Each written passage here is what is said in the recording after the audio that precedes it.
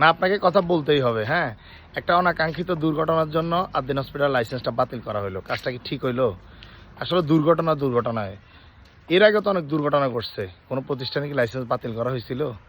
আসলে এখানে একটা গোষ্ঠী তাদের স্বার্থ হাসিলের জন্য পরিকল্পিতভাবে এটা লাইসেন্সটা বাতিল করছে।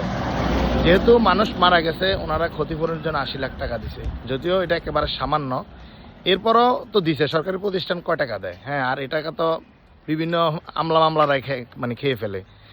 তো বাংলাদেশের যুগান্তকারী একটা প্রতিষ্ঠান হলো আদ্দিন হসপিটাল। হ্যাঁ, এখানে মানব সেবা দিয়ে থাকে ওনারা।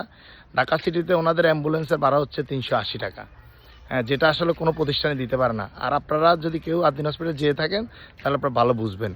এটা এতটা ডিসিপ্লিন, এতটা পরিষ্কার এবং এতটা সুন্দর, আর সেবার মান এত উন্নত, এটা যারা গেছে একমাত্র তারাই বলতে পারবে। তো আসলে এই কাজটা একেবারে উচিত হয় নাই। এই দেশের পদে পদে দুর্নীতি। এর আগে আরো অনেক প্রতিষ্ঠানের মনে করেন অনেক দুর্ঘটনা ঘটছে, অনেক কিছু করছে, তারা কিন্তু জরিমানাও দেয় নাই। হ্যাঁ, তো আসলে এটা আপনার বিষয়টা এমন হয়েছে যে আপনার মাথা ব্যথা, আপনি ডাক্তারের কাছে না গিয়ে মাথা কেটে ফেলছেন। তো এটা আসলে একেবারে উচিত হয় নাই। হ্যাঁ, এটা আসলে বাংলাদেশের জন্য একটা দুঃখজনক ঘটনা।